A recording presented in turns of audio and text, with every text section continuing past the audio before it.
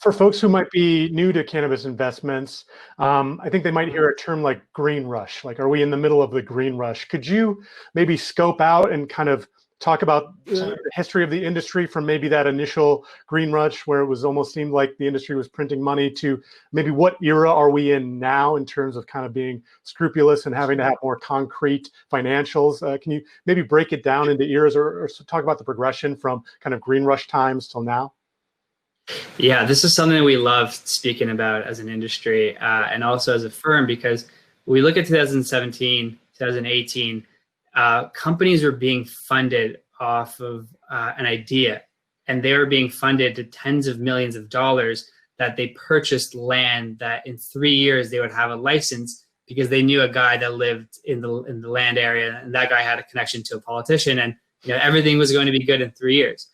Tens of millions of dollars were being funded and floated into these business plans, we call them. The next stage of that cycle happened around 2018 to 2019, where if you talked about international expansion, if you talked about CBD, if you talked about Germany, and if you talked about many different kind of categories that were exciting to shareholders, tens of millions of dollars would also appear in your bank account because you have a business plan, you're recruiting Coca-Cola executives, you're recruiting different types of big name traditional company executives, and that would be enough to float a lot of capital into your business.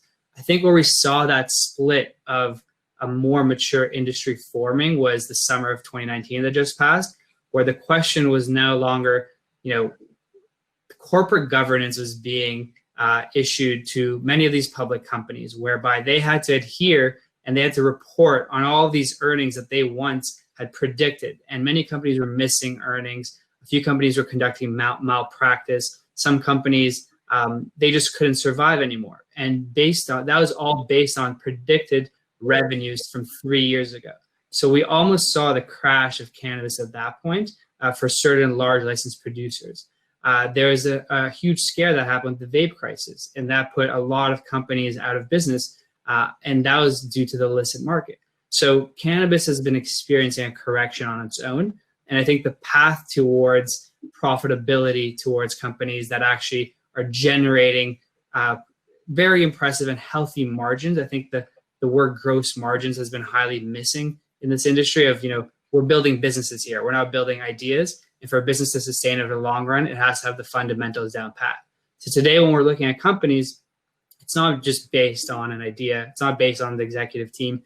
It's a mixture of all of these factors put together and showing an actual proof of concept whereby you're assessing these downside scenarios, because anything can happen. We were so immune to a recession happening with COVID. We're so immune to the civil unrest that's currently going on in the industry. We're so immune to potentially dispensaries being looted or not being able to physically walk into a retail store. None of this was accounted before in the predictions that was stated by various companies. And I think just planning for a potential downside is something that's crucial today, and that's something that we require from the companies we speak with. Absolutely. These times have taught us anything, it's to predict the unpredictable, of course.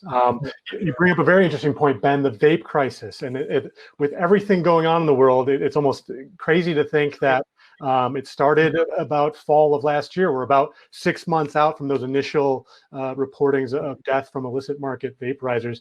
John and Trina, I'm actually curious to get your take on maybe how heavy was the touch point when that crisis messaging started up, and how did you respond marketing-wise? And how have you kind of worked, I'm assuming you guys aren't running illicit businesses, but everybody's kind of had to up their game in terms of purity of product, in terms of kind of coming forth with lab testing and kind of showing exactly what, how the sausage is made, so to speak.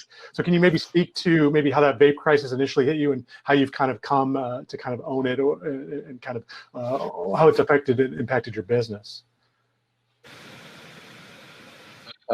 Yeah, for sure. I mean, the only way we were directly affected was due to just having 2 clients who offered vape products, which weren't their only products. But Well, fortunately for us, we do a lot of vetting before we onboard a client. So a client, we need to build trust with them just as they do with a consumer or any type of B2B business they're doing. So we actually take a look at all of our clients' lab tests before we even get involved with them. So fortunately for us, our vape clients were not lying. They were, not using, vitamin E acetate, that was purchased through some crappy terpene company.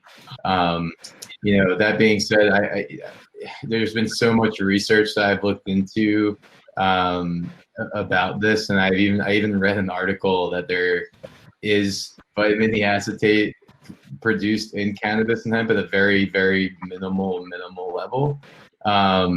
So anyway, we adjusted by communicating with our clients who were in this industry to be more vocal about their lab testing, and each of them produced a statement to their consumers to establish that trust more.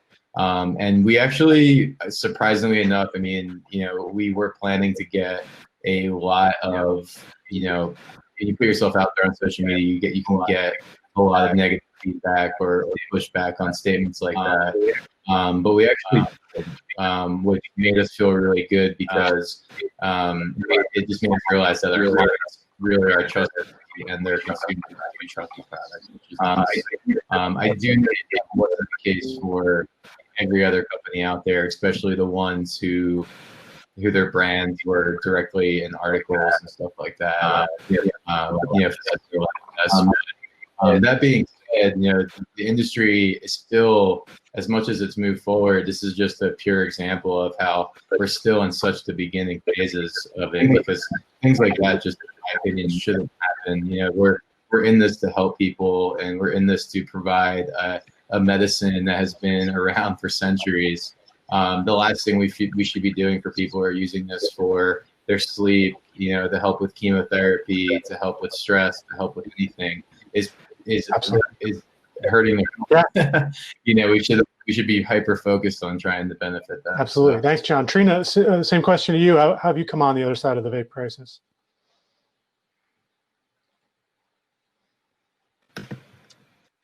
Trina, you there? I think you're on mute. Sorry, I was.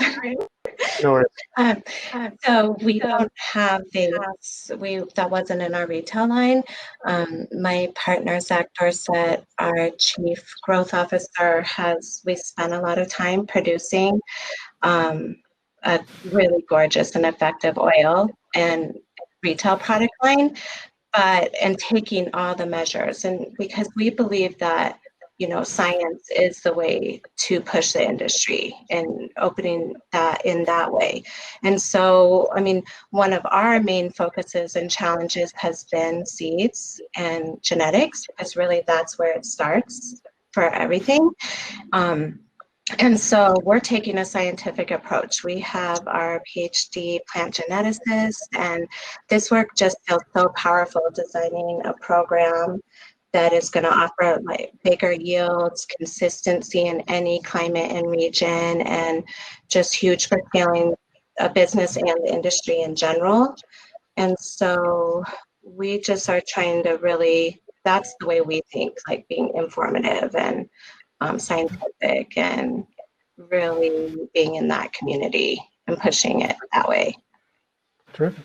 Guys, we got a few questions from the audience that I wanted to at least pepper in here.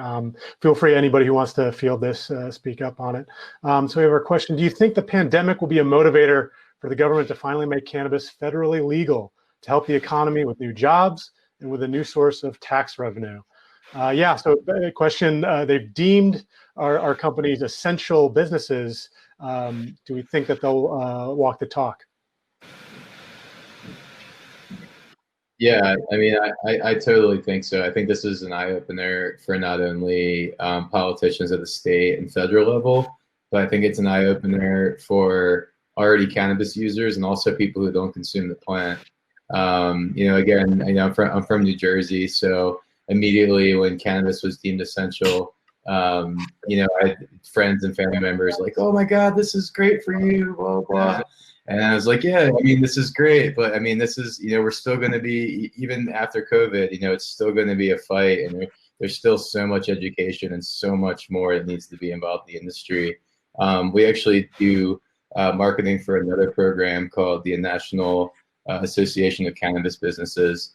And they've been sending letters to politicians all over the country, like mainly governors at the state level, and also the White House too. I'm sorry, disregard that, but they're sending them to the White House and governors at the state level. And I think we just posted the other day about 4 of the states that they sent to. I want to say Pennsylvania, or not Pennsylvania, New York, Minnesota, and 2 others just recently announced during COVID, in the heart of COVID, that they will be legalizing cannabis now.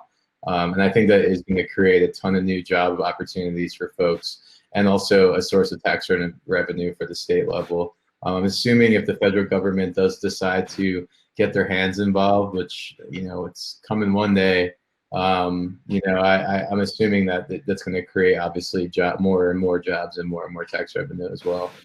It's for me, it's interesting to see how this unfolds. You know, if the power relies state to state, that's going to be a very interesting situation for folks. If the power then switches to federal and the state borders are now open for trade and all that, that's going to be another very, very interesting model that we're all going to be experiencing. So.